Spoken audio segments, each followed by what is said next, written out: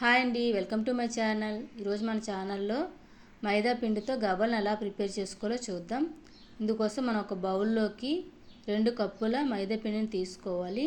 మనం ఏ కప్పుతో అయితే మైదా పిండిని తీసుకుంటున్నామో అదే కప్పుతో 1/2 కప్పు వరకు బొంబాయి రవ్వను తీసుకోవాలి. దీన్ని ఈ బొంబాయి రవ్వను మిక్సీ జార్లో వేసుకొని సన్నని రవ్వలా మిక్సీ పట్టించుకోవాలి. చూడండి, సన్నగా అయింది కదా రవ్వలాగా. ఇప్పుడు దీన్ని మైదా పిండిలో వేసి కలిపేసుకోవాలి. ఇప్పుడు ఇందులో 2 స్పూన్ల వరకు నెయ్యిని వేసుకోవాలి. ఇది నెయ్యి ఫ్రిడ్జ్లో పెట్టడం వల్ల గట్టిగా అయిపోయిందండి, అందుకని నేను వేడి చేసి వేసుకుంటున్నాను. చూడండి, కరిగిపోయింది కదా నెయ్యి. ఇప్పుడు ఇందులో వేసుకుంటున్నాను. వేడిగా ఉంది కదా, అందుకని స్పూన్తో కాసేపు ఒక 2 to 5 minutes వరకు నెయ్యి కలిసే వరకు కలుపుకుంటున్నాను. ఇప్పుడు చేత్తో మిక్స్ చేసుకోవాలండి. చూడండి, బాగా అయిన తర్వాత ఇది పట్టుకుంటే ఉండలాగా ఇలా రావాలండి. చూస్తున్నారు కదా వీడియోలో. ఇలా వచ్చే వరకు మనం కలుపుకోవాలి. మనకు నెయ్యి సరిపోయినట్టేనండి ఇలా వేసుకుంటే. ఇప్పుడు కొద్దిగా సాల్ట్ వేసుకొని కొద్దిగా వాటర్ వేసుకుంటూ పిండిని మిక్స్ చేసుకోవాలి. కొద్దిగా వాటర్ వేసుకుంటూ మెత్తని చపాతీ పిండిలా కలపకూడదండి. కొంచెం అంటే మరీ గట్టిగా కాకుండా మెత్తగా కాకుండా మీడియంలో ఉండాలి, అలా కలుపుకోవాలి. అప్పుడే మనకి కరకరలాడితే, లేదంటే మెత్తగా వచ్చేస్తాయి. దీన్ని కాసేపు 15 minutes వరకు మనం మూత పెట్టి నానబెట్టుకోవాలి, పక్కన పెట్టుకోవాలి. ఇప్పుడు మూత తీసి ఇప్పుడు చూడండి, చిన్న చిన్న ఉండలుగా మనం గవ్వ సైజుని బట్టి మనం చిన్న ఉండలుగా తీసుకోవాలి.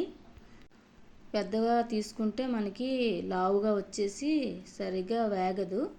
అందుకని చిన్న ఉండలుగా తీసుకొని మనం పిండి మొత్తాన్ని మనం చిన్న ఉండలుగా చేసుకోవాలి. చూడండి, ఇగో ఈ సైజులో అయితే సరిపోతుంది. మనకి గవ్వ అయితే సరిగ్గా సరిపోతుంది సైజు. ఇవి మొత్తం ఇలాగే పిండి మొత్తాన్ని చేసుకొని, చూడండి మొత్తం చేసేసాను. ఇలా చేసుకోవాలి. ఇప్పుడు గవ్వల పీటను తీసుకొని మనం గవ్వని ప్రిపేర్ చేసుకోవాలి. చూడండి, ఇప్పుడు వీడియోలో చూస్తున్నట్టు చేసుకుంటే గవ్వ రెడీ అయిపోయినట్టండి. ఇప్పుడు ఇలా చూడండి, ఇదిగోండి చూడండి, ఇలా వస్తుందండి ఇప్పుడు గవ్వ. ఇప్పుడు వీటిని అన్నిటిని కూడా ఇలా ప్రిపేర్ చేసుకోవాలి. ఒకవేళ మన దగ్గర గవ్వల పీట లేకపోతే మనం ఏదైనా వేయించుకునే గరిటె ఉంది కదండి, ఇప్పుడు వీడియోలో చూపిస్తుంది. దీంతో కూడా ఇవ్వండి ఇలా చేసుకోవచ్చు. చూడండి ఎంత బాగా వచ్చిందో.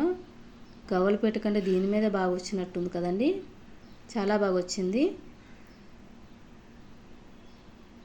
రెండోది కూడా అంటే పొడుగ్గా నిలువుగా అడ్డంగా కూడా చేసి చూపిస్తున్నాం మీకు.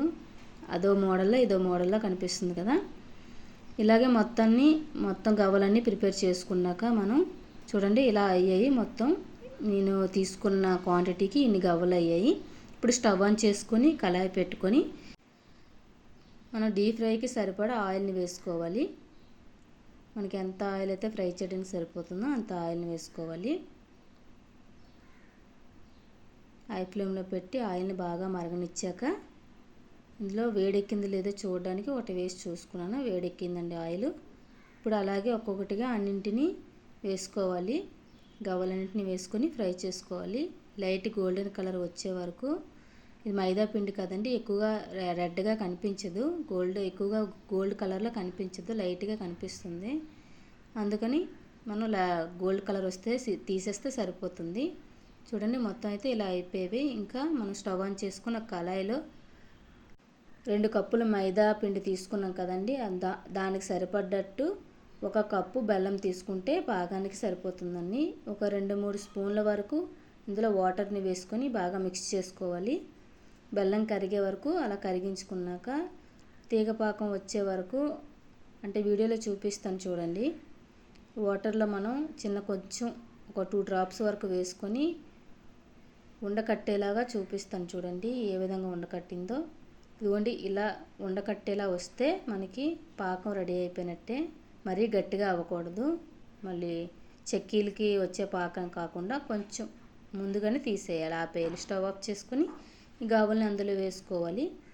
వేసుకొని కలుపుకోవడమేనండి. గవ్వలన్నింటికి పాకం పట్టే విధంగా బాగా మిక్స్ చేసుకొని కలుపుకోవాలి. కలుపుకున్నాక ఒక ప్లేట్లోకి తీసుకొని మొత్తాన్ని కాస్త చల్లారిన తర్వాత ఒక్కొక్కటిగా విడిగా చేసుకొని మనం ఏదైనా బాక్స్లో లేదా ఏదైనా డబ్బాలో వేసుకొని స్టోర్ చేసుకుంటే మనకి గవ్వలు రెడీ అయిపోయినట్టేనండి.